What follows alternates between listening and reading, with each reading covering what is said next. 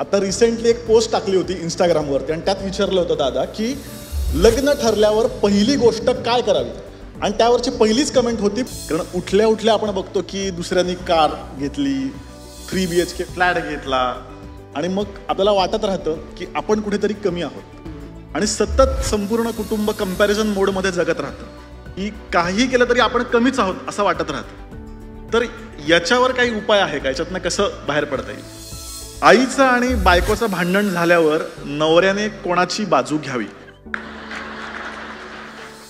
घरातलीच लोक कटकारस्थानं करतात, मॅन्युप्युलेशन करतात, आणि अशा वेळेस मग होतं की आपलीच लोक आहेत, तर मग कसं डील करायचं या अशा परिस्थितीला? आणि आजकालचा जेनझीचा शब्द आहे, तो एक शब्द आहे, तो म्हणजे टॉक्सिक पीपल. तोच प्रश्न अजूनही ज्वलंत आहे, आणि तो म्हणजे सासू आणि सुना यांचं पटणार कधी? नासा पण शोध लावू शकत नाही याचा की काय नक्की करायचं. लग्न झाल्यावर सुद्धा वेगळं राहण्याकडे कल जास्त असतो, तर हे कितपत म्हणजे वेगळं राहणं जास्त योग्य आहे का एकत्रित कुटुंब पद्धती? पालकांचा हस्तक्षेप किती वयापर्यंत असावा आणि तो कितपत असावा संसारामध्ये? कौटुंबिक सौख्य ठेवण्यासाठीच्या टिप्स काय आहेत? टिप्स पाहिजे की एकच टिप पाहिजे? आणि इथे जमलेल्या तमाम नामधारकांना आणि थेट प्रक्षेपण सुद्धा बघणाऱ्या सर्व प्रेक्षकांना सगळ्यांना मनापासून मी आणि सुकीर्त नमस्कार करतो आणि सुरुवात करतो. सुकीर्त, प्रश्न. येस, इतके प्रश्न मनामध्ये आहेत आमच्या, भरपूर प्रश्न आम्ही घेऊन मनातले नाही, प्रिंट आउट नाही, प्रिंट आउट नाही, मोबाईलमध्ये प्रश्न आहेत. मोबाईलमधून कसे, मोबाईलमधून कसे करणार? वाचता येत नाही, प्रिंट आउट काढायला सांगितलं. काल ऑफिस होतं, काल काम होतं, प्रिंट आउट शक्य नाही झालं. नाही, पण म्हणजे मी घरात काय नाही, मी घरात काहीच करत नाही का? म्हणजे घरात फक्त ऑनलाईन शॉपिंग काढायची, एक प्रिंट आउट फक्त काढायची होती. मी अथांगाकडे बघत होते. पण मलाही, मी काय घरी म्हणजे ऑफिसला जाऊन क्रिकेट खेळत नव्हतो, म्हणजे तिथे कामच होतं. एवढंसं काम सुद्धा जर जमत नसेल, बदललं तर आपला कार्यक्रम होणार नाही. दादा हेच दादा, आता तुम्ही इथेच मला याच प्रश्नाचं उत्तर पाहिजे, कोणाचं बरोबर आहे इथे, आणि हीच सगळी प्रश्न घेऊन आम्ही आलेलो आहोत. पहिला प्रश्न विचारतो. माझा पहिला प्रश्नच हा आहे. नाही, मी पहिला प्रश्न विचारतो. आम्ही आता रिसेंटली एक पोस्ट टाकली होती इंस्टाग्रामवरती आणि त्यात विचारलं होतं दादा की लग्न ठरल्यावर पहिली गोष्ट काय करावी, आणि त्यावरची पहिलीच कमेंट होती पश्चाताप. तर का म्हणजे असं? तुझं काय म्हणणं आहे? तुझं काय म्हणणं आहे? माझं जाहीर कार्यक्रमात मी सांगू शकतो. मला प्रश्न विचारतो, नंतर भेटून सांगेन म्हणतो. नंतर भेटून सांगेन. पण दादा, म्हणजे सगळेच ज्यांना आपण विचारतो की लग्न ठरल्यावर कसं, तर म्हणतात शक्यतो करू नका. तर याचं कारण काय? म्हणजे ज्यांचं झालंय ते सांगतात की आम्ही फसलो, तुम्ही करू नका. याचं उत्तर काय द्यायचं मला प्रश्न आहे. तुम्ही आता जे लग्न इथे सगळे फसलेले लोक बसलेले आहेत, सगळ्यांच्या तोंडावर हास्य दिसते, म्हणजे बरोबर आहे असं म्हणायचं आहे. असो, लग्न म्हणजे पश्चाताप नाही, लक्षात ठेवायचं. लग्न म्हणजे एक काय म्हणतात त्याला, एकमेकांना आधार, एकमेकांची काळजी घेणारं कोणतरी असतं. आणि याचं महत्त्व कधी कळतं? लग्न व्हायच्या अगोदर कळत नाही, तेव्हा खूप फ्रीडम वाटतो ना, फ्रीडम पाहिजे सगळा. म्हणजे काय, मी वाटेल ते करीन, कोण मला विचारणार आहे. लग्न झाल्यानंतर कोणतरी विचारणार असतो, कुठे गेला होता, कशासाठी त्या मुलीकडे का बघत होता, असे विचारणारे घरी असते ना. बरोबर. मग तो जो काय म्हणतात त्याला, फ्रीडम जो मिळत नाही ना, म्हणून थोडासा पश्चाताप होतो, नाही असं नाही, पण तो तात्पुरता असतो, कायमचा नसतो. बरोबर. मला त्याच्यातूनच पुढचा प्रश्न असा विचारायचा आहे दादा, की तुम्ही इतकं छान उत्तर दिलं की नंतर आनंद आहे, तात्पुरता पश्चाताप आहे. पण ना, जुन्या आज्यांना वगैरे विचारलं ना की असं असं होतंय, कौटुंबिक सौख्य, भांडणच इतके होत आहेत, तर त्या आज्या म्हणायला लागतात का आम्ही काय संसार केले नाहीत का, एवढी पोरं काढली, इतकं धुणं धुतलं, आणि मग त्या सुरूच होतात ना की जात्यानं दळून पीठ काढलंय वगैरे. तर त्यांच्यासमोर आमचे प्रश्न मांडताच येत नाहीत. त्याच्यामुळे त्यांच्याकडे गेल्यानंतर ते म्हणतात तुम्हाला कशा बऱ्या कटकटी आहेत, आम्ही संसार चांगले केले. तर तुम्ही काय याच्यावरती उत्तर द्याल? मी पण आजोबाच आहे खरं म्हणजे, पण जाऊन ते उत्तर देतो तुला. तुम्ही सगळ्यात यंग आणि सगळ्यात कूल आहात दादा, त्यामुळे तुम्हीच उत्तर देऊ शकता. काय माहिती आहे, पूर्वीच्या काळी चॉईस नव्हता. एकदा लग्न झालं की आटपलं सगळं, म्हणजे परत फिरण्याची सोय नव्हती. बरोबर. आणि काय म्हणतात सर्वायवल महत्त्वाचं असतं ना, तेव्हा मुली नोकरी करत नव्हत्या, बायका नोकरी करत नव्हत्या, त्यामुळे त्यांना पती म्हणजे परमेश्वर अशी एक भावना होती. बरोबर. पती जे सांगेल तेच चांगलं. पतीने जरी आपल्याला हे केलं तर पती देव ना, काय बोलणार त्याच्या पुढे. त्यामुळे कोणी आवाज काढत नव्हतं, तोंड उघडत नव्हतं. त्यामुळे पती पण खुश, कारण कोण आर्ग्युमेंट करायला कोणच नाही आहे. मी सांगतो ते पूर्व दिशा. त्यामुळे त्यावेळी संसार चालले होते. याचा अर्थ ते सुखाने चालले होते असं नाही, हे लक्षात ठेवायचं. काही चॉईस नसल्यामुळे, काही उपाय नसल्यामुळे एकत्र राहणारे मी कितीतरी कुटुंब बघितलेत. एकदा तर आमच्या कोर्सला एक कुटुंब आलं होतं. बायको या साईडला बसली, पुरुष त्या साईडला बसला. हां, तर त्या आम्ही तेव्हा ओळख करून घ्यायचो. तर त्या बाईने मला ओळख करून देताना काय सांगितलं की मी टीचर आहे आणि मला बेस्ट टीचरचा अवॉर्ड मिळालेला आहे. वा वा म्हणून आम्ही तिचं कौतुक केलं. नंतर फिरता फिरता ते नवऱ्याकडे आलं. नवरा बोलला मला बेस्ट काय म्हणतात त्याला उत्तम कामगार म्हणून मला प्राईज मिळालेलं आहे. हे वा म्हटलं, एक उत्तम कामगार, एक उत्तम टीचर, म्हणजे त्यांचं लाईफ काय सुंदर असेल. नंतर भेटल्यानंतर कळलं की दोघे कित्येक वर्ष एकमेकांशी बोलत नाहीत, कित्येक वर्ष, आणि संसार करतायत, मुलं पण झालीत. म्हणजे विचार करा की पूर्वीच्या काळी काय स्थिती होती. परत फिरायला मार्ग नव्हता, आहे ते चालवून न्यायचं, वेळ काढायचं चालू राहायचं. त्यामुळे ते आताच्या मुली तशा नाहीत ना. आताच्या मुली सगळ्या असतात. म्हटलं का मग कोण ऐकून घेणार, बरोबर की नाही. बरोबर. त्यामुळे शिकलेले असतात, स्वतःला शहाण्या समजायला लागलेले असतात. चांगल्या अर्थाने म्हटलं तर बघू नको माझ्याकडे, चांगल्या अर्थाने सांगतो. शहाणे झालेले असतात, पैसे कमवायला लागलेले असतात, कोणावर अवलंबून नसतात. त्यामुळे ते म्हणतात मला तू विचारणारा कोण. बरोबर. आणि याच्याच पुढे आणि जरा काय झालं की बॅग घेऊन चालली घरी. नाही दादा, आणि याच्याच पुढे जाऊन जसं तुम्ही म्हणता की आता सगळे इंडिपेंडंट होत आहेत, त्यामुळे लग्न झाल्यावर सुद्धा वेगळं राहण्याकडे कल जास्त असतो. तर हे कितपत म्हणजे वेगळं राहणं जास्त योग्य आहे का एकत्रित कुटुंब पद्धती? आता मला वाटतं हा प्रश्न सगळीकडे आहे, एकत्रित कुटुंब की विभक्त कुटुंब. जे विभक्त होतात त्यांचे मग लोक म्हणतात काय तुमच्या आईवडिलांना तुम्ही सोडलं, तुमच्या ह्यांना सोडलं, त्यांना सोडलं, म्हणून त्यांना बोलत असतात, म्हणजे टोचत असतात म्हणतात ना, लोक टोचत असतात. मग कधी कधी त्या भीतीने सुद्धा विभक्त होत नाही. पण मला विचारलं तर त्याच्यात सर्वात सोपा मार्ग आणि मध्यम मार्ग, कारण सद्गुरू नेहमी काय म्हणतात गोल्डन मीन, सुवर्ण मध्य सांगतात. तर मला वाटतं की ज्यांच्याकडे साधारण पैसा आहे आणि ज्यांना शक्य आहे, आता ज्यांना शक्य नाही त्याला आपण काय करू शकत नाही, पण ज्यांना शक्य आहे त्यांनी एकत्र राहण्यापेक्षा वेगळं राहून जवळजवळ राहायचं. समजलं का? वेगळं राहायचं पण जवळजवळ. म्हणजे काय, जशी गरज भासेल तसा त्यांचा आधार घेतला पाहिजे, एकमेकांना आधार झाला पाहिजे. आईवडिलांना कधी काय लागलं तर लगेच मुलगा आणि सून रेडी आहेत, मुलांना काही प्रॉब्लेम असेल तर आईवडील रेडी आहेत. असे मस्तपैकी काय म्हणतात त्याला प्रेमाने जवळजवळ राहून पुन्हा एकत्र दोघांचाही अनुभव घेता येतो. कारण एकत्र पद्धतीमध्ये खूप दोष आहेत, कारण 2 जनरेशनमध्ये एवढी गॅप आहे आणि ती मला कळते ना, कारण माझ्याकडे 3 जनरेशन चालू आहेत. तर प्रत्येकाचे विचार, प्रत्येकाची वागण्याची पद्धत, प्रत्येकाची आवड, प्रत्येकाचं काय म्हणतात त्याला करमणूक करण्याच्या पद्धती पण वेगळ्या आहेत. बरोबर. गाणी पण वेगळी असतात. हे आपलं जुनी गाणी लावणार मुकेशची, हे ढॅन ढॅन ढॅन करत बसणार. मग हे म्हणणार काय आजोबा काय आवाज चाललाय बंद करतो.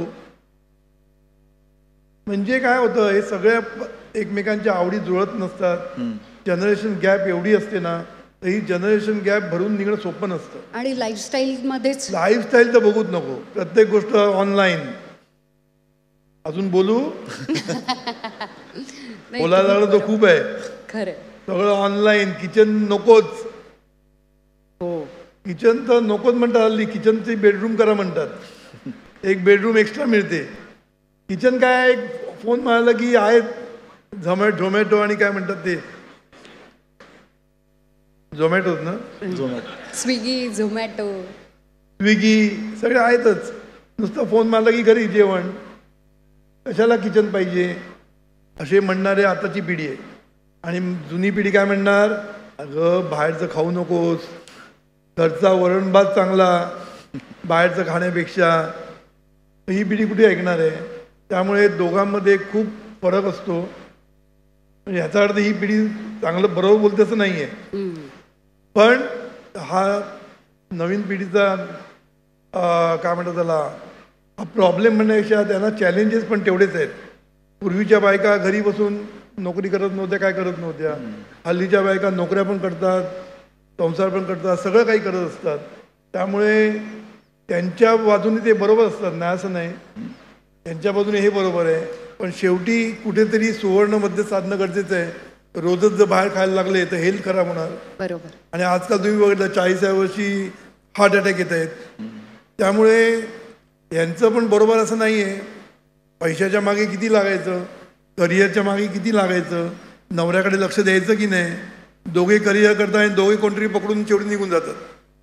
कारण तुम्ही जर 10-10 तास 12-12 तास कंपनीमध्ये राहिला तर नवऱ्याबरोबर किती राहणार, बरोबर की नाही. बरोबर. आणि मग त्यांच्या कंपनीतल्या माणसांबरोबर असं राहतात आणि मग जे व्हायचं ते होतं. बरोबर. याला जोडून मला प्रश्न विचारायचा होता दादा, की आजकाल स्पेस बद्दल पण फार बोललं जातं. स्पेस म्हटलं की जरा धक्का बसतो. स्पेस द्यायला पाहिजे, स्पेस द्यायला पाहिजे एकमेकांमध्ये. तर नक्की स्पेस द्यायची म्हणजे काय करायचं आणि किती स्पेस म्हणजे राईट स्पेस? हा खरा मोठा प्रश्न आहे. पण मी पण सांगतो नेहमी की मी पंचशील सांगितलेले आहे, त्याच्यामध्ये मी दुसरं स्पेस सांगितलं आहे. स्पेसची का महत्त्वाची गरज आहे, कारण दोन जेव्हा माणसं एकत्र येतात, बायको आणि नवरा जेव्हा एकत्र येतात, तर दोघांची आवड वेगळी असते, सगळ्या गोष्टी वेगळ्या असतात. मिलन तर म्हणायची टूथपेस्ट पण वेगळी असते. ही कोलगेट वापरते तरी क्लोजअप वापरते. म्हणजे सगळ्याच गोष्टी इतक्या वेगळ्या असतात की त्यांना ते जुळवून घेणं खूप गरजेचं असतं. म्हणून प्रत्येकाला आपली आवड निवड जोपासायचा अधिकार आहे, बरोबर की नाही. तुला आवडत नाही म्हणून तिने करायचं नाही, याला काय अडचण आहे. तिला जर आवड असेल तर तिने ती आवड जोपासावी. तिला गाण्याची आवड असेल, क्लासिकलची आवड असेल तर तिने ती जोपासली पाहिजे.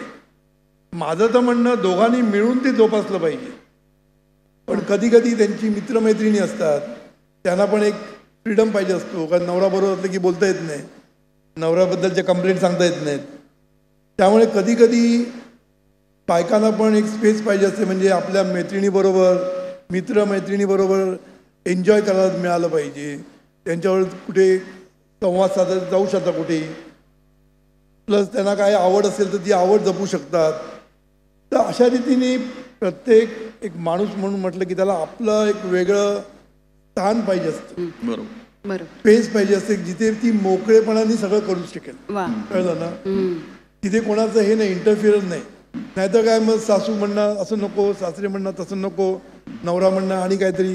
याच्यामध्ये मग बाईचा म्हणा किंवा पुरुषाचा दोघांचाही एक काय म्हणतात घुसमट व्हायला घुसमट होते. तर ही घुसमट व्हायला नाही पाहिजे. म्हणून थोडीशी स्पेस देणं खूप गरजेचं आहे. ओके. पण आता किती स्पेस द्यायचा हा प्रश्न तुझा खरं महत्वाचा आहे. स्पेस देणं हे सगळ्यांना पटतं, पण किती द्यायचं हा महत्वाचा आहे.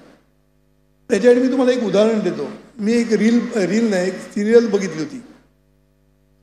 एक जाडी मुलगी होती, मला माहीत असेल ती जाडी मुलगी, आणि नाव मी विसरलो तिचं. तर त्याच्यामध्ये त्यांचं लग्न झाल्यानंतर, लग्न म्हणजे त्यांच्या मनाविरुद्ध लग्न केलं होतं. आणि लग्न झाल्यानंतर त्यांच्यामध्ये एक प्रथा होती की टेम्पलला राऊंड मारायच्या, टेम्पलला प्रदक्षिणा घालायच्या. आणि त्या कशा घालायच्या, एक पाय दुसऱ्या त्यांच्या पायाशी बांधायचा. 3 पायाची शर्यत खेळले आहेत ना तुम्ही, तर तिथे 3 पायांनी प्रदक्षिणा घालायच्या. म्हणजे एक पाय बांधलेला नवऱ्याला आणि एक पाय मोकळा. आणि मग ते जेव्हा एकमेकांचं त्यांचं पटतच नसतं, त्यांना नकोच असते ती बायको आणि नवरा, त्यामुळे मग ते एकमेकांच्या विरोधामध्ये करायला बघतात, पण बांधलेल्यामुळे पडतात. 2दा-3दा पडल्यानंतर त्यांच्या लक्षात येतं की असं जर आपण केलं तर आपली प्रदक्षिणा संपणार नाही आणि आपण असेच राहू. तेव्हा आपण एकमेकांच्या चालीनी, एकमेकांच्या डायरेक्शननी जर चाललो, एकमेकांच्या गतीने जर चाललो तर आपण प्रदक्षिणा पूर्ण करू आणि आपण त्याच्यातनं सुटू. मग ते समजून चुकतात की आपण पाय, तू बांधलेला पाय तू पुढे टाकशील तेव्हा मी माझा पुढे टाकीन, दुसरा पाय मी टाकीन तेव्हा तू तुझा टाक, असं करत करत ते प्रदक्षिणा पूर्ण करतात. आता सिरियलमध्ये ते संपलं, पण माझ्या डोक्यात चक्र सुरू झालं. मी काय विचार केला, याला स्पेस म्हणतात. एक पाय मोकळा असलाच पाहिजे, वा, पण त्याच वेळेला एक लक्षात ठेवलं पाहिजे की दुसरा पाय नवऱ्याशी बांधलेला आहे. एक पाय जेव्हा नवऱ्याशी बांधलेला आहे ना, हे लक्षात ठेवून ह्याला फ्रीडम दिलेलं आहे. कळलं ना? म्हणून स्पेस किती द्यायची, पडलं नाही पाहिजे, वा. मोडलं नाही पाहिजे, समजलं? म्हणून तुम्ही चालताय, मला एक फ्रीडम दिलेला आहे, पण तो देताना एक लक्षात ठेवलं पाहिजे. सद्गुरू परमार्थामध्ये अनुसंधान म्हणतात. स्मरण पाहिजे कायम की आपण लग्न बंधनात आहोत. आपलं लग्न झालंय, आपलं स्पेस आपण किती वापरायची. गेला मित्र बहिणीवर फिरायला, रात्रभर कुठेतरी राहिला आणि घरी आली, चालणार नाही. आता लग्न झालंय तुझं, पूर्वीचं सोडून दे. आता काय म्हणतात त्याला, नाईट आऊट. हे नाईट आऊट व्हायला पाहिजे. आता लग्न झालंय तुझं, कुठेतरी तुला बंधन आहे घरामध्ये, तर तुम्ही कुठे जाताना घरी सांगणं, मला कशाला सांगायला पाहिजे मी येईन कधी, असं नाही चालत. घरच्यांना काळजी असते, हे समजलं पाहिजे. यालाच बंधन म्हणतात, प्रेमबंधन म्हणतात. प्रेमाने काळजी करतो ना माणूस. मग आपल्या नवऱ्याला कळलं पाहिजे मी कुठे जाते, काय करते, माहीत पाहिजे त्याला. अशी स्पेस पाहिजे की नवऱ्याला सगळं माहिती आहे आणि तुम्ही जे काही करता ते मर्यादित स्वरूपात केलं तर स्पेस इज रिअली रिक्वायर्ड, आणि स्पेस पाहिजेच. अगदी बरोबर. म्हणजे दादा तुम्ही सांगताय जसं नवरा बायकोंमध्ये स्पेस पाहिजे. मी खूपच पुण्यवाने, मला उर्मिला खूपच स्पेस देते. म्हणजे कधी म्हणलं मित्रांबरोबर गोव्याला जातो लगेच जा म्हणते. या निमित्तानं स्टेजवरती नेक्स्ट गोवा ट्रिप करायची इच्छा आहे हे सांगण्यात आलेलं आहे. पण दादा आता नवरा बायकोची स्पेस झाली, तुम्ही सगळे तुमचे प्रॉब्लेम सॉल्व्ह करणार की काय इकडे? तर दादा नवरा बायकोची स्पेस झाली, पण आता पालकांची पण स्पेस असते. तर पालकांचा हस्तक्षेप किती वयापर्यंत असावा आणि तो कितपत असावा संसारामध्ये? माझं तर म्हणणं नसावाच. सद्गुरू काय म्हणतात, सल्ला विचारला तर दे, नाही तर देऊ नकोस. कारण नाही पटलं, आपण दिला, त्यांनी नाही ॲक्सेप्ट केला तर आपल्याला राग येतो. मग तो राग येता कामा नये. कारण शेवटी त्यांचं आता लाईफ आहे, आता ह्यांचं लाईफ संपायला आलेलं आहे, त्यांना आयुष्य घालायचं आहे, बरोबर की नाही? दोघांना एकत्र आयुष्य करायचं आहे. त्यामुळे त्यांची डिसिजन त्यांना घेऊ द्यावी. त्यांनी विचारलं, सल्ला द्यावा. नाही ॲक्सेप्ट केला, शांत राहायचं. त्याची डिसिजन आहे, बरोबर की नाही? कारण शेवटी प्रत्येक जनरेशनमध्ये प्रत्येक गोष्ट वेगळी असतेच, हो की नाही? त्यांचे प्रॉब्लेम्स वेगळे असतात, त्यांचे चॅलेंजेस वेगळे असतात. आमच्याकडे कसं होतं, एकदा चिकटला नोकरीला की चिकटला, कोण काढणार नाही, काय नाही. आज टेन्शन्स किती आहेत, उद्या आहे की नाही कळणार नाही, कंपनीत मार्ग नाही आपल्याला, बरोबर, हो की नाही? उद्या जर कंपनी आज गेला तर उद्या त्याला नोकरी आहे की नाही माहीत नाही. एवढे मोठे चॅलेंजेस आताच्या पिढीला आहेत. एवढं सोपं नाही आताच्या पिढीला जगणं पण. त्यामुळे एवढी कॉम्पिटिशन आहे, फिअर्स कॉम्पिटिशन म्हणतात तशी कॉम्पिटिशन आहे. त्यामुळे या कॉम्पिटिशनमध्ये जगणं, त्यामुळे त्यांचे जे काही गोष्टी चालतात ते पुढला विचार करत नाही, आजचा विचार करतात. बरोबर. हल्लीची तरुण पिढी आजचं बोलते, उद्याचं मला नाही करायचं असं बोलते. आणि आमची पिढी काय, पुढचं रिटायरमेंट नंतर काय करायचं आता ठरवतात. रिटायरमेंट नंतर आम्ही युरोप टूर करू. आजची तरुण म्हणजे रिटायरमेंट आम्हाला थांबायला वेळ नाही, आमचं लग्न झालं की हनीमूनच युरोप. एन्जॉयमेंट आता, पुढचं नाही. दोन्हीमध्ये खरं म्हणजे चुकीचं आहे. एकदम रिटायरमेंट कधी जाईल गचकेल सांगता येतं काय, हो की नाही? त्यामुळे आपण असं काय सगळ्या गोष्टी पुढे करू म्हटलं तर कधीच होत नाही, बरोबर ना? म्हणून आता करू हेच बरोबर आहे. प्रेझेंटमध्ये राहणं. बरोबर. मला काही काही लोक शिकवतात, तुम्हीच आम्हाला सांगितलं ना प्रेझेंटमध्ये राहा. खूप सोयीस्करित्या वापरलंय. सोयीस्करित्या त्या प्रेझेंटमध्ये राहणं म्हणजे आजचा आनंद भोगणं आहे. सगळ्या गोष्टी जर तुम्ही डिले केल्या नंतर करू तर ते नंतरला अंतर पडत जातं ते. त्यामुळे कुठेतरी सुवर्ण मध्य. म्हणून जीवनविद्येचं मी बघितलंय की सगळीकडे सुवर्ण मध्य आहे. बरोबर. फॅमिली आणि इंटरफिअरन्सवरूनच पुढचा माझा प्रश्न आहे की जनरली फॅमिली एकत्र येते ती सणवारांना सगळ्यात जास्त येते, पण तेव्हाच सगळ्यात जास्त भांडणं होतात. कारण की फॅमिलीनं एकत्र येऊन देवाला इम्प्रेस करायचे तर म्हणजे ग्रुप प्रेझेंटेशन दिल्यासारखं आहे ना.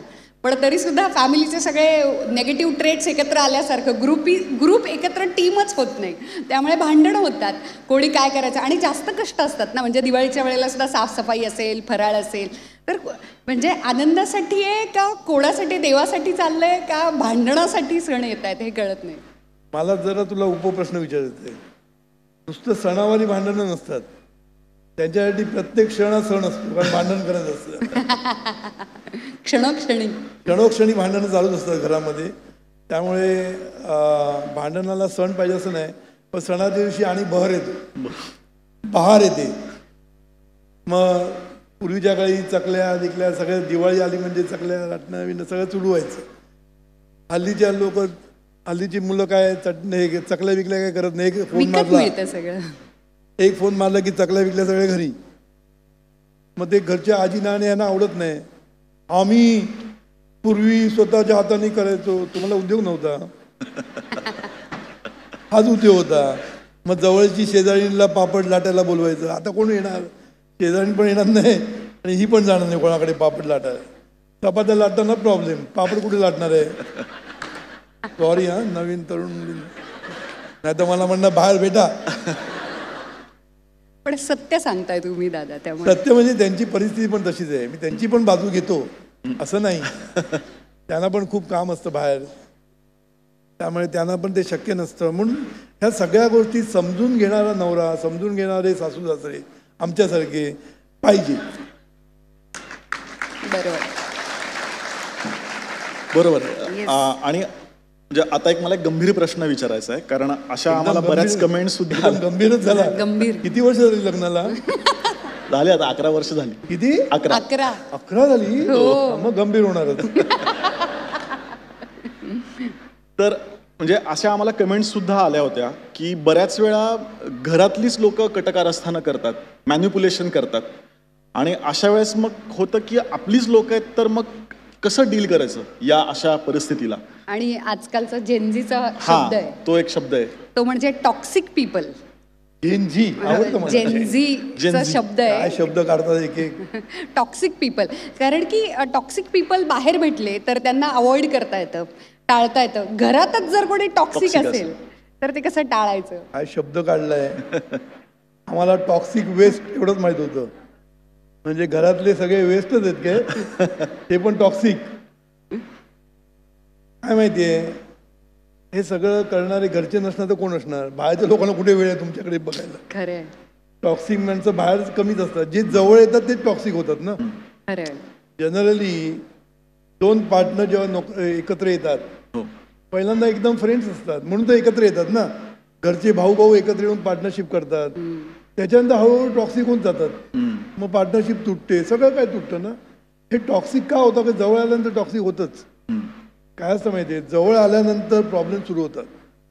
जवळच्या माणसाबद्दलच आपण हे असतो काय सांग, जेलसी, द्वेष, मत्सर आपल्या जवळच्या माणसाला जास्त असतो.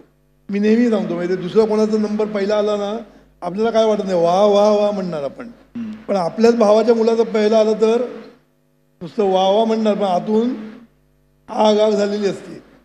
का? आपलाच आहे ना तो, आपल्याच भावाचा मुलगा आहे, आपल्याच बहिणीचा मुलगा आहे, पण ते सहन नाही होत. कारण काय होतं माहिती आहे, जेव्हा कुटुंब असतं जवळ येतात, कुटुंब असं नाही कुठेही जेव्हा माणसं जवळ येतात, ग्रुपमध्ये येतात, मग त्यांच्यामध्ये टॉक्सिसिटी वाढत जाते. कारण का? गॉसिपिंग सुरू होतं, गैरसमज सुरू होतात, आणि मग त्याच्यातनं एकमेकांबद्दल द्वेष होतो. मग जवळ येणारी माणसं काहीतरी बोलतात, मग ते मनाला लागतं. खरं तो त्या ह्यानी बोललेला नसतो. कधी कधी आपण बोलतो काही फटकन बोलून जातो, पण त्याचा अर्थ काही घेतात आणि मग त्याला वाटतं की हे मुद्दाम मला बोलला, टोमणा मला मारला, मला टोमणा मारते काय, मी पण बघते तुला, असं करत टॉक्सिसिटी वाढत जाते. बरोबर. त्यामुळे टॉक्सिक पीपल आपल्या घरातच असणार किंवा आपल्या सहवासात जे लोक आहेत तेच टॉक्सिक असणार, बाहेर असणं शक्य नाही, कारण बाहेरचा जे आपला संबंधच नसतो. पण मग त्यांना टाळणार कसं जर घरातच? टाळायचं नसतं, समजून घ्यायचं. काय माहिती आहे टॉक्सिसिटी कधी होते, समजून नाही घेतलं. आता आपल्या परिवारामध्ये सुद्धा, आता शाखेमध्ये सुद्धा आपण काम करतो, एकमेकांना समजून नाही घेतलं ना तर टॉक्सिसिटी वाढते. म्हणून गैरसमज कुठलाही परिवार असू दे, मग शाखेचे लोक असू दे, आपली फॅमिलीचे लोक असू दे, मित्रमैत्रिणीचा ग्रुप असू दे, त्याच्यामुळे सुद्धा तेच होतं. एक कोणतरी काहीतरी बोलतं, दुसरीला लागतं, मग तो अर्थ वेगळा काढतात. म्हणून गैरसमज हा सर्व गोष्टीचा मुळाशी आहे आणि हा गैरसमज जेव्हा वाढत जातं तेव्हा तो टॉक्सिक होतो. कळलं ना? बरोबर. मग एकदा गैरसमज झाला की पुढला तो तसाच समज करत जातो, मग त्याला प्रिज्युडिस म्हणतो आपण. त्याच नजरेनं आपण बघायला, त्याच नजरेने बघतो की हा बोलला ना मुद्दाम बोलला, तुम्हाला माहित नाही तो तो तसाच आहे. अरे तसा नाही आहे, तो चांगला आहे, नाही ऐकणारच नाही मग. आणि अशा रीतीने टॉक्सिसिटी वाढत जाते. त्यामुळे घरामध्ये म्हणा, फॅमिलीमध्ये, आपल्या परिवारामध्ये छोट्याशा, सगळीकडे टॉक्सिक पीपल असणारच. कारण द्वेष मत्सर हे चालूच असतं सगळ्यांचं. बरोबर. आणि ते द्वेष मत्सरातनं एकमेकांना टॉन्ट मारणं, एकमेकांबद्दल गैरसमज करून घेणं, या सगळ्या गोष्टी होतात. अगदी बरोबर तुम्ही दादा एकदम छान सांगितलं.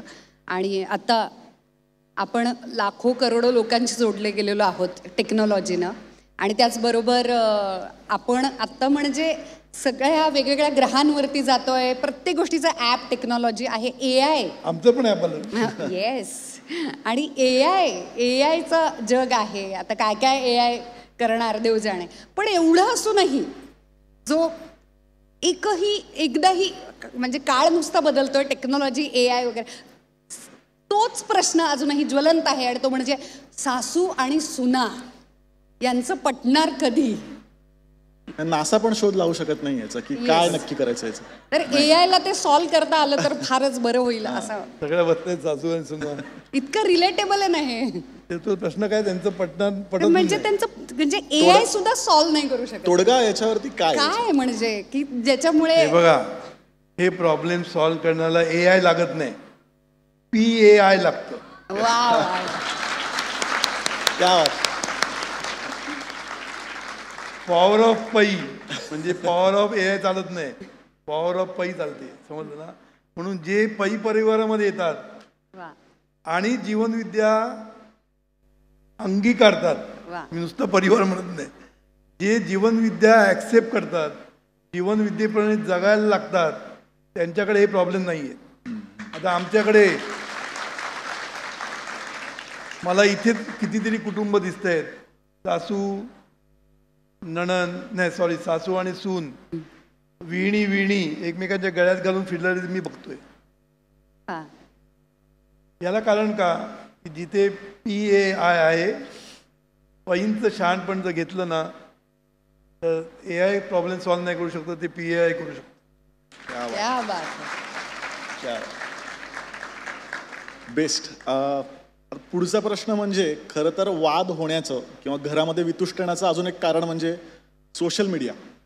कारण उठल्या उठल्या आपण बघतो की दुसऱ्यांनी कार घेतली, 3 BHK फ्लॅट घेतला, आणि मग आपल्याला वाटत राहतं की आपण कुठेतरी कमी आहोत, आणि सतत संपूर्ण कुटुंब कंपॅरिझन मोडमध्ये जगत राहतं की काही केलं तरी आपण कमीच आहोत असं वाटत राहतं. तर याच्यावर काही उपाय आहे का? याच्यातनं कसं बाहेर पडता येईल? साधा उपाय, फेसबुकवर टाकू नका ना. कशाला टाकायला पाहिजे? मी कुठल्या हॉटेलमध्ये गेलो लगेच टाकते. हा गेला असतो 2 वर्षांनी एकदा, पण लोकांना वाटतं की हा दररोज जातो म्हणून. म्हणलं नवरा आणि बायको मग झगडत बसतात, अरे तुम्ही कधीच नेत नाही मला, ती पण माझी मैत्रीण कशी हॉटेलमध्ये जाते. प्रत्येक गोष्टीमध्ये मी कुठे गेलो, मी कुठे अजून बोलत नाही फुल्ली मी हे केलं, मी ते केलं, सगळं सोशल मीडियावर कशाला टाकायला पाहिजे? आणि दुर्दैवानं ते सगळं खरं वाटायला लागतं. पण लोकांना म्हणजे फक्त नवरा बायको- हॅपी गोष्टी त्याच्यात लोक टाकतात हे नाही लक्षात येत. लग्नाच्या वाढदिवशी नवरा बायको किती मिठी म्हणून दाखवतात, घरी गेल्यानंतर काय करतात माहिती आहे आम्हाला. तिथे मोठं दाखवतात असे पकडून बिकडून. मग आम्हाला माहीत असतं यांच्यामध्ये भांडणं काय चालली आहेत ती, आपल्याला माहीत असतं. पण सोशल मीडियावर असं दाखवतं की आमचं प्रेम म्हणजे उतू चाललंय.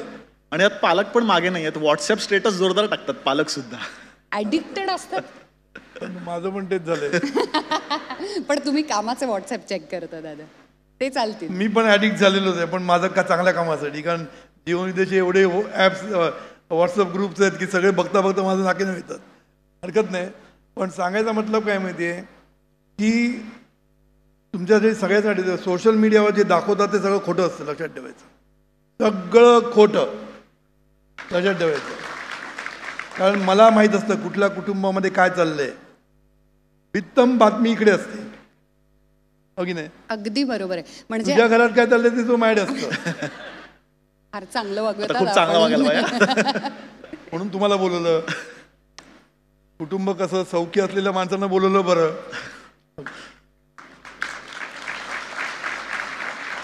सांगायचा मतलब काय माहिती आहे की हे सगळं सोशल मीडियामध्ये हा जो फेस असतो ना, हा फेस म्हणजे खोटा फेस असतो, लक्षात ठेवायचं. लोकांना दाखवायचे दात वेगळे आणि खरे दात वेगळे असतात असं म्हणलं ना. त्यामुळे बाहेर सगळं गुढी गुढी दाखवतात, तसं काही नसतं. हा फेस असतो जो चुकीचा फेस असतो, तर तुम्ही त्याच्यावर जाऊन घरामध्ये भांडणं करू नका, हे पहिलं.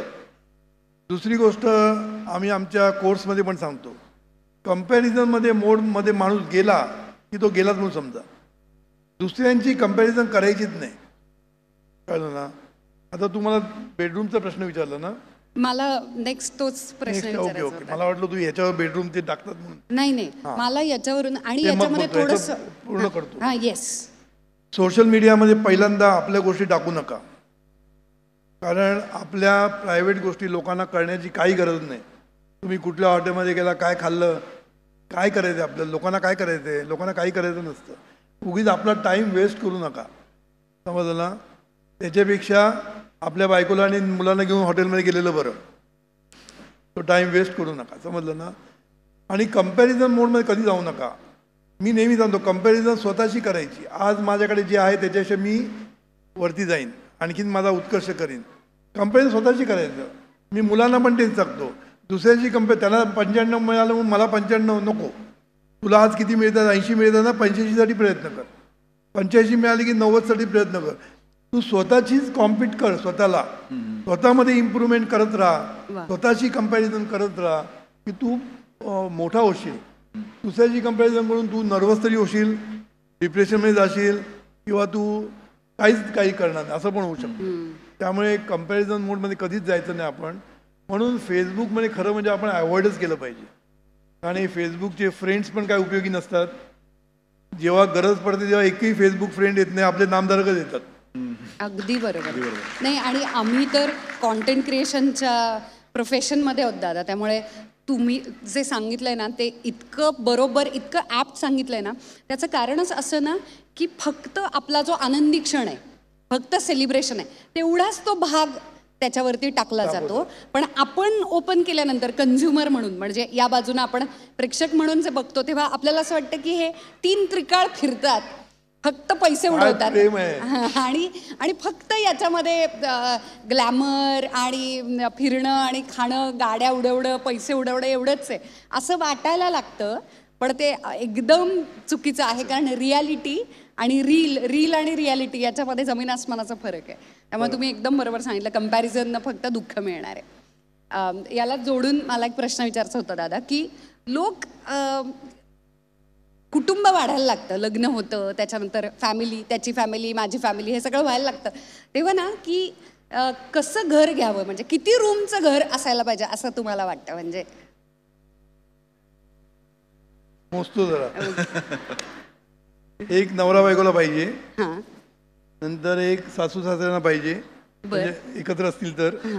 एक मुलांना पाहिजे, बरोबर. 2 मुलं असतील तर दोघांना 2 लागतील, म्हणजे 4 झाली. नंतर हल्ली वर्क फ्रॉम होम असतं, तर एक वेगळं 5. हां बरोबर, वर्किंग स्पेस. 5 पुरे. 5 BHKची महाराष्ट्रामधली किंमत.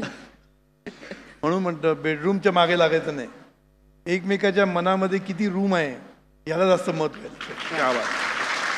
त्यामुळे प्रेम असेल, नवऱ्या बायकोमध्ये प्रेम असेल, सासू सासरे एकत्र असतील तर एक बेडरूम पण चालते, प्रेम असेल तर. वा. आणि प्रेम नसेल तर 5 बेडरूम पण उपयोग पडत नाहीत, लक्षात ठेवा.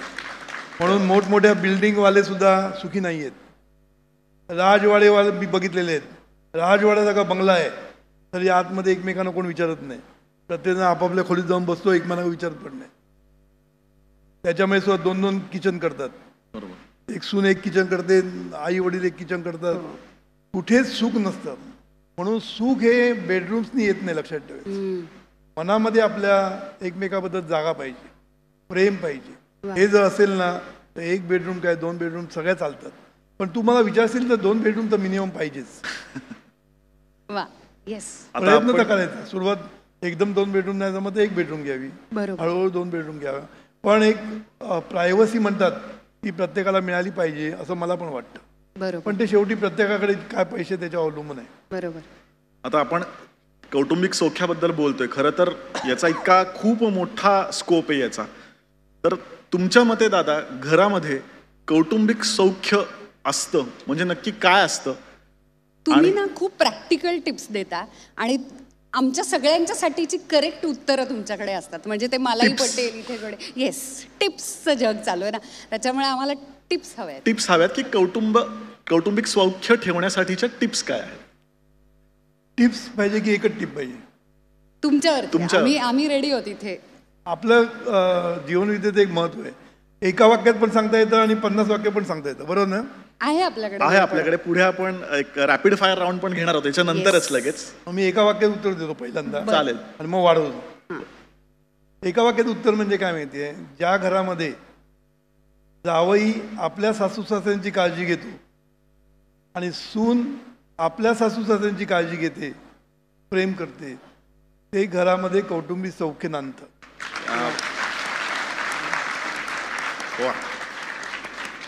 त्याचा अर्थ समजला का तुम्हाला? की सासू सासरे म्हणजे आता आईचे बायकोचे आई वडील असतात, त्यांना त्याच्या मुलीनी काही केलं तर त्याची एवढी किंमत नसते. मुलीनीच केलं ना, करायलाच पाहिजे, काय उपयोग करेल असं होतं. पण जेव्हा जावई त्यांची काळजी घेतो तेव्हा त्यांना खूप मोठं वाटतं, खूप आनंद होतो, लक्षात ठेवायचं. मला वाटतं सगळे मला ॲग्री करतील. आणि मुलाने आपल्या आईवडिलांची काळजी घेणं मोठं नाही ना, नाही घेतलीच पाहिजे, नाही घेतली तर चिडणार. पण आपल्या सुनेनी आपली काळजी घेणं, आपल्या सासू सासऱ्यांची, ह्याचं जे कौतुक असतं ते खूप मोठं असतं आणि ह्यानी प्रेम होतं चांगलं. नाहीतर काय होतं माहिती आहे, मुलीची आई मुलीला इंटरफेअर करत बसते, तिला आपल्या साईडनी जावायला आपल्या साईडनी खेचायला बघते, जावई तिथे टिल्ट झाला त्या साईडला गेला की आईवडील संतापतात इकडे की माझी सून तिला आपल्या आईवडिलांकडे नेते. ह्याच्यातनं सगळं काही सुख कधीच मिळत नसतं. पण तुम्ही हे थोडंसं करून बघा. मी सांगतो, मी केलेलं म्हणून सांगतो तुम्हाला. मी नेहमी मिलनच्या आईवडिलांची काळजी मी घ्यायचो. मी नेहमी बऱ्याच वेळा सांगितलेलं आहे. आणि मिलन आमच्या आईवडिलांची घ्यायची, त्यामुळे आम्हाला कधीच काय वाटलं नाही, कळलं ना. मिलननी न विचारता सुद्धा मी काळजी घेतो त्यांची. तेव्हा आपण आहे ना, वेळ असेल तर मी सांगू का एक गंमत? नक्की नक्की नक्की आहे. कारण ना हे खूप असा विचार नाही करत कोणी, हा वेगळाच दृष्टिकोन आहे. मी एक रील बघितलं होतं. मी चांगले रील्स बघतो, नाही तर मग हा रीलच बघत असतो की काय.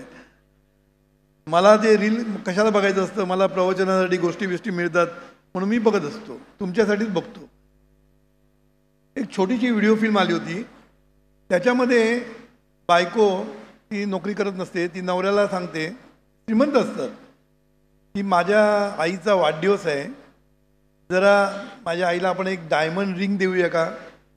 काहीतरी मोठा वाढदिवस असतो, 50 वर्ष म्हणा काहीतरी असतो, तो मोठा वाढदिवस असतो. तर आपण एक डायमंड रिंग दिली तर हळू ती विचारते नवऱ्याला, म्हणजे जरा वेळ बघते कसा आहे, आणि ती नवऱ्याला विचारते. नवरा तिला काय म्हणतो, तुझ्या आईचं वय काय आहे, हे काय डायमंड रिंग घालण्याचं वय आहे का. तेव्हा ती हिरमुसली जागी होते. आणि मग तेव्हा तो काय म्हणतो माहिती आहे, हे बघ मी तिच्यासाठी गिफ्ट आणलेली आहे, ती तुला देऊन टाक आणि मोकळी हो. असं करून ते एक बॉक्स तिच्याकडे टाकून देतो असं. ती पण जरा हिरमूस लिहून, तिला वाटलं काहीतरी दिलं असणार आपल्या आईला, पण ती हिरमूस लिहून ती उघडून बघते तर काय डायमंडचा हार होता. तुम्ही सांगू नका डायमंडचा हार वगैरे, ही एक गोष्ट आहे म्हणून बरं आहे. तो डायमंडचा हार बघितल्यानंतर तिला एवढं त्या मग नवरा हसून तिला म्हणतो, अगं या आईने मला तुझ्यासारखी हिऱ्यासारखी बायको दिली. बघा काय बोलतो ते, त्याच्यासाठी तुम्ही हिऱ्यासारखं असले पाहिजे. तो नवरा असं म्हणतो की ज्या आईने मला हिऱ्यासारखी बायको दिली त्या आईसाठी एक डायमंड काय, मी पूर्ण हार द्यायला तयार आहे. आता मला सांगा तुम्ही त्या दोघांच्या मध्ये काय झालं असेल. प्रेम म्हणजे असं व्हायला लागलं असणार. किती तिला आनंद झाला असेल की माझा नवरा माझ्या आईची एवढी काळजी घेतोय, आईसाठी एवढं करतोय. हा एवढा विचार आहे ना तो माणसाला पुरे असतो. आणि हा विचार केल्यामुळे काय होतं, प्रेम खूप वाढतं. शेवटी प्रेम आहे ना आतमध्ये किती आहे ते दिसलं पण पाहिजे ना. नुसतं असून चालत नाही, दिसलं पण पाहिजे. प्रत्येक गोष्ट असंच आहे, नुसती असून नाही चालत, दिसली पण पाहिजे. तुझे गुण आहे म्हणून काय दिसले पाहिजे आम्हाला. नाही तर मी बदलली आहे जीवनविद्येमध्ये येऊन, पण दिसत तर काही नाही, दिसते पूर्वीसारखीच. मला दादा तुमचा मध्ये मध्ये टोमणे मारायला मजा येते ना. मला तुमचा तो कोट खूप आवडतो दादा, दखल न घेणं. सांगा ना. व्यक्त म्हणून करण्यावर. दखल घेणं, दखल न घेणं हा दखलपात्र गुन्हा आहे असं मी म्हणतो. सगळीकडे आपल्या सासू सासऱ्यांची दखल घेतली पाहिजे, त्यांची काळजी घेतली पाहिजे. काय मोठं करायचं नसतं. दोन प्रेमाचे शब्द, दोन काही गोष्टी करून दाखवायच्या. खूप काही करता येतं. लहान लहान गोष्टींनी तुम्ही मनं जिंकू शकता. पण आम्ही नाहीच करणार ना. आम्हाला नको ते तुझे आई वडील, त्यांना तू बाहेर काढ, दुसरीकडे ठेव, इथून सुरुवात होते. मग काय प्रेम करणार एकमेकांवर. म्हणून कौटुंबिक सौख्यासाठी एकच माझी टीप आहे की एकमेकांनी एकमेकांच्या आईवडिलांची काळजी घ्यावी. क्या बात आहे. आता दादा आता शेवटच्या आणि दुसरं सद्गुरूंनी शिकवलेलं, नवरा बायकोमध्ये प्रेम कसं होईल. सद्गुरूंनी जी प्रेमाची व्याख्या केली आहे ना, अशी जगात कोणी केलेली नाही. एकमेकांनी एकमेकांना सुखी करण्याचा प्रयत्न करणं म्हणजे प्रेम. ही भावना म्हणजे प्रेम. सतत नवरा आणि बायकोनी आपल्या नवऱ्याला आपण कसं सुखी करू शकतो, काय करून सुखी, लहान लहान गोष्टी, खूप मोठं करायला लागतच नाही आयुष्यामध्ये. छोट्या छोट्या गोष्टींनी तुम्ही प्रेम जिंकू शकता. नुसते दोन शब्द गोड पण बोलता येत नाही लोकांना. अरे दोन गोड शब्द जरी बोलले ना तरी सुद्धा प्रेम मोठं होऊ शकतं. म्हणून मला वाटतं की कौटुंबिक सौख्य एवढं काय कठीण नाही आहे, पण त्याच्यासाठी शहाणपण लागतं. त्याच्यासाठी PAI शहाणपण मिळण्याचं एकच ठिकाण जीवनविद्या. येस. येस. तर शेवटचे काही म्हणजे आपण रॅपिड फायर करणार आहोत. याला फायर करणं मला आमचे तर प्रश्न आमचे असे प्रश्न आहेत की ज्याचं उत्तर तुम्ही एका शब्दात किंवा एका वाक्यात द्या. थोडं तुम्ही एक्सप्लेन करू शकता. पण तेवढी आहे परमिशन. पण पटापट उत्तर तुमच्याकडनं एक आम्हाला वाक्य अपेक्षित तुम्हाला विचारते, तुला ही आवडती तू आवडतो, मी काय देणार उत्तर. तर आपण चालू करूयात रॅपिड फायर. आणि दादा पहिलाच प्रश्न अत्यंत स्फोटक आहे. स्फोटक. आणि तो म्हणजे आज मला शब्द खूप मोठे मोठे आहेत. टॉक्सिक, स्फोटक. आणि तो प्रश्न म्हणजे आईचं आणि बायकोचं भांडण झाल्यावर नवऱ्याने कोणाची बाजू घ्यावी. बायकोची. आवडलं, खूप आवडलं. मला आवडलं, कारण माझं पिल्लू लहान आहे अजून. काय माहितीये, खरं म्हणजे उत्तर खऱ्याची बाजू घेतली पाहिजे. मला आता माझ्याकडे भरपूर लोक येतात ना, घटस्फोट पर्यंत पोचले की येतात माझ्याकडे. अगोदर जीवनविद्येमध्ये आलं तर एक पाळी आली नसती, मग अगोदर येत नाही, नंतर येतात. आल्यानंतर मला म्हणतात की असं असं झालेलं आहे. तर काय सांगतो तुम्ही आता, बाजू कोणाची घ्यावी. हा बाजू. काय माहितीये, एक स्टँड घ्यायला लागतो माणसाने. नवरा मुलगा आहे ना सगळ्यात महत्त्वाचं आहे, लक्षात ठेवायचं. कारण तो आपल्याला बायको आणत असतो घरामध्ये. मग प्रेम करून आण, काही कर, अरेंज मॅरेज असू दे, तू एक पत्नीची जबाबदारी तू जेव्हा घेतो तेव्हा तुला तिला सांभाळण्याची गरज आहे. आणि ती सगळं सोडून, मला मुलींबद्दल खूप प्रेम आहे ह्याच्यासाठीच आहे, कारण बिचारे सगळं सोडून तुमच्याकडे येतात. मग तुम्ही तिची जबाबदारी घेतली पाहिजे, तिला कसं सुखी करता येईल, कसले ते तुमचे सण आणि कसले ते रीतीभाती. आमच्या फॅमिलीमध्ये असं चालत नाही. काय कसली फॅमिली? कोण विचारतो तुझ्या फॅमिलीला बाहेर? कुत्रा विचारत नाही, उगीच आमची फॅमिली. त्यामुळे ह्या सगळ्या गोष्टी करण्यापेक्षा आपल्या आलेल्या मुलीला तिचं स्वागत कसं करता येईल, तिला कसं सुखी करता येईल, ह्या गोष्टी बघणं, याला खूप मी महत्त्व देतो, कळलं ना. त्यामुळे स्टँड घेणं मुलांनी खूप गरजेचं असतं. मी असं बघितलेलं आहे. आता मुलगी नोकरी करून घरी येते, काही काही कुटुंबामध्ये मी असं बघितलेलं आहे की घरची कामं त्या मुलींनीच करायची. म्हणजे ही पूर्वी करत होती, सासू पूर्वी करत होती, पण आता मी सासू झाली, आता माझी सून करणार. बिचारी सगळी नोकरी करून घरी येऊन तिने धुणी भांडी करायची. हे काय बरोबर आहे का? जरासुद्धा काही प्रेम असलं पाहिजे ना सुनेबद्दल. मग नवरा काय म्हणतो, नाही काय करणार, माझी आई ऐकत नाही, मी काय करू? ऐकत नाही म्हणजे काय? ऐकलंच पाहिजे, सांगायला पाहिजे आईला, हे नथिंग डुईंग. माझी बायको नोकरी करून येते, ती पण कमवते पैसे, पैसे पाहिजेत ना तुला, पैसे कमवून येते ती घरी, आणि तिला तू कामाला लावते म्हणजे काय? घरामध्ये एक माणूस ठेवायला पाहिजे. एवढे पैसे आहेत, मग माणूस ठेवायला काय बिघडलं? पण नाही ना, आमच्या घरात माणूस चालत नाही. मग तू कर, मी असं तसं सांगितलं असतं, मग तू कर कामाला, ते बायको नाही करणार. म्हणून जिथे स्टँड घ्यायला पाहिजे तिथे घेतला पाहिजे. नाहीतर मग आई वडील पण सोकावतात.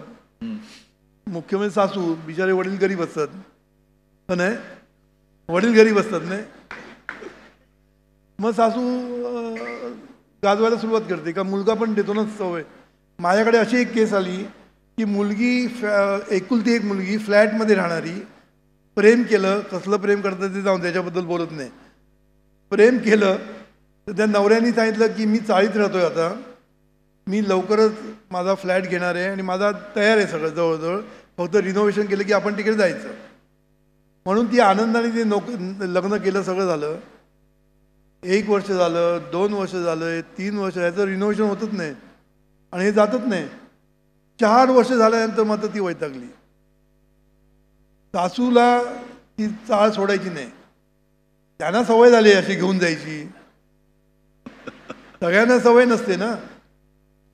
मी वाईट म्हणत नाही, पण जे चाळीत राहिलेले आहेत पहिल्यापासून त्यांना ती सगळे सवयी असतात. बाहेरून ठोकून रे बाहेर ये लवकर, सगळ्या सवयी त्यांना असतात, पण फ्लॅटमधल्या लोकांना नसतात ना. आणि का राहावं मला कळत नाही. त्यांच्याकडे पैसे नाही आहे राहावं, मी काय म्हणत नाही, पण पैसे असताना, फ्लॅट घेतलेला असताना तिथे जायचं नाही का? तर आई वडील जात नाही म्हणून. मी असतो तिकडे सांगितलं आई वडील तुम्ही इथे राहा, मी चाललो, याला काय चुकीचं नाही याच्यामध्ये. म्हणून माझं म्हणणं, मुलांनी सुद्धा नीट बघून, सासू कुठे चुकते, मुलगी चुकते, बायको चुकली तर बायकोला पण सांगायला पाहिजे की हे तुझं चुकते, तू असं करू नकोस. हे एवढी जर मुलांनी जर हे नाही घेतली ना, तर कारण मुलाचं महत्त्व असतं. मुलगा आईला पण सांभाळू शकतो, बायकोला पण सांभाळू शकतो, पण ते कधी करतो आपण? दोघांवर चांगलं प्रेम पाहिजे, मग आई पण ऐकते आणि बायको पण ऐकते. पण त्याच्यासाठी घरामध्ये प्रेमाचं वातावरण पाहिजे आणि मुलांनी स्टँड घेणं गरजेचं असं मला वाटतं. बरोबर, वा. म्हणून एक उत्तर देऊ शकत नाही मी, की खऱ्याची बाजू घेतली पाहिजे. क्या बात है. आता एक शहाणपणाचा प्रश्न आहे. शहाणं कोण, जुनी पिढी की नवीन पिढी? कारण कुटुंबामध्ये ऑलमोस्ट 3-3 पिढ्या जास्त राहतात. शहाणी म्हणते की जास्त शहाणी नवीन पिढी आहे. अच्छा, जास्त या शब्दामध्ये खूप अर्थ अर्थ. भरलेला आहे. नवीन पिढी शहाणी आहे, जुनी पिढी शहाणी आहे, नवीन पिढी जास्त शहाणी.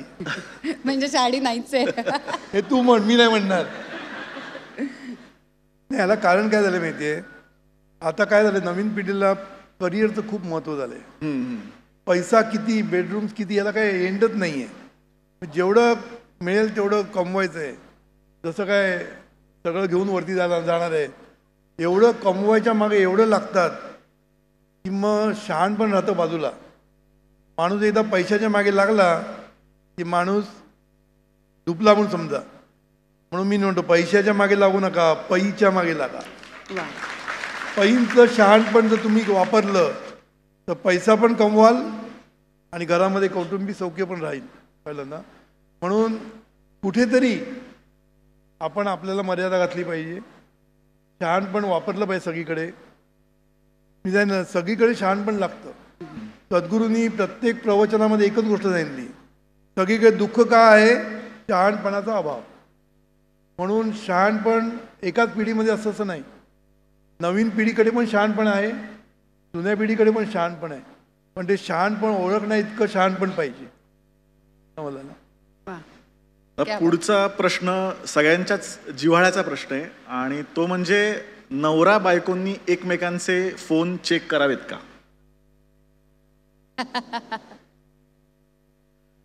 मुळीच चेक करू नये. पण आला आपला पासवर्ड मात्र देऊन टाकावं. वा. का म्हणून विचारणार. एकदा पासवर्ड दिला म्हटलं तर मनात संशय येणारच नाही आणि तो चेक करणारच नाही. बरोबर की नाही. आपला पासवर्ड देऊन मोकळं करावं म्हणजे काय, मोकळं होतं. म्हणजे माझ्या मनात काही हे नाही आहे, काय म्हणतात त्याला, साशंक किंवा संशय नाही. माझ्या मनात काही संशय नाही. मी हे फ्री आहे, तू बघू शकतो. मग तो कसला बघतोय? तू एकदा पासवर्ड दिला की तो बघत नाही. आणि तसं वागावंही लागेल आता पासवर्ड दिलंय तर. नाही, वागायला मी मगाही सांगितलं स्पेस दिलेली आहे. मित्रमैत्रिणी अलाउड. पण मित्रमैत्रिणी किती किती गळ्यात पडायचं हे पण बघायला पाहिजे ना. मित्राच्या गळ्यात किती पडायचं. बरोबर. कारण काही मुली असं ते मित्राच्याच गळ्यात, म्हणजे तोच नवरा वाटतो एवढं गळ्यात पडतात. बरोबर. एवढं आवडणार नाही ना, कुठल्याच मुलाला आवडणार नाही ना. किती तो नवीन पिढीचा असू दे, किती हायली काय म्हणतात त्याला फॉरवर्ड असू दे, पण आपली बायको कोणाच्या मिठीत गेलेली कोणाला आवडत नाही ना. त्यामुळे कशाला आपण यात लफडे करायचे, काय उपयोग आहे एवढं करून. त्यामुळे आपली लक्ष्मण रेषा किंवा सीता रेषा म्हणूया आपण, लक्ष्मण आवडत नसेल तर आपली लक्ष्मण रेषा आपण पाळायची. त्या रेषेमध्ये राहून तुम्ही जितकी स्पेस कराल तेवढे घ्या. कुठेतरी एक बाउंड्री आखली पाहिजे. मित्र मैत्रिणी आणि तुम्ही याच्यामध्ये कुठेतरी आखली पाहिजे असं मला वाटतं. क्या बात. येस. मला असं वाटतं तू विचारावा हा प्रश्न, कारण की हा तुला अजून आहेत फायरिंग अजून चालूच आहे. शेवटचे ऍक्च्युली हा प्रश्न दादा मीच विचारला आहे. बायकोला खुश करण्याची एक युक्ती.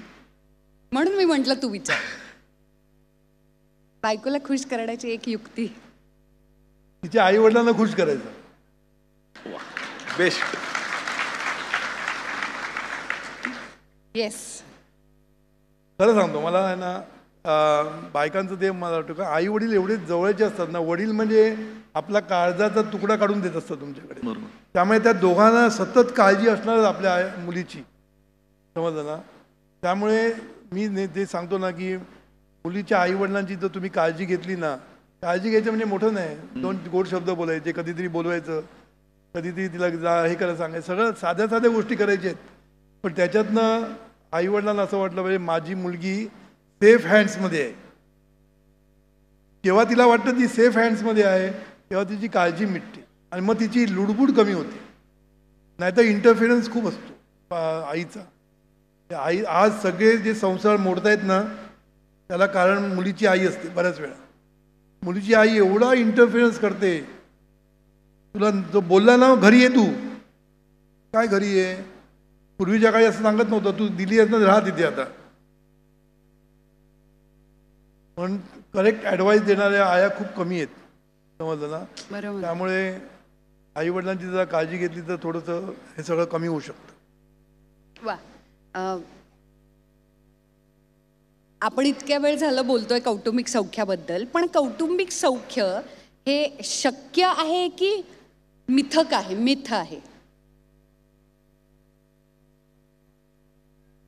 जीवनविद्येमध्ये आले तर शक्य आहे, नाहीतर ते मिथ राहणार.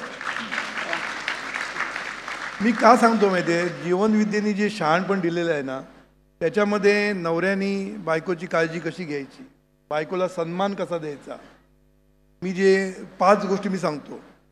पहिली गोष्ट सहवास, म्हणजे नवऱ्याने आपल्या बायकोला सहवास दिला पाहिजे. सहवास म्हणजे एकत्र राहणं नाही, एकत्र राहणं. नाही तर एकाच बिल्डिंगमध्ये तो मोबाईल घेऊन बसला, हा मोबाईल घेऊन बसला. म्हणजे क्वालिटी टाइम का? क्वालिटी टाईम दिला पाहिजे. आपल्या बायकोला वेळ दिलाच पाहिजे नवऱ्याने.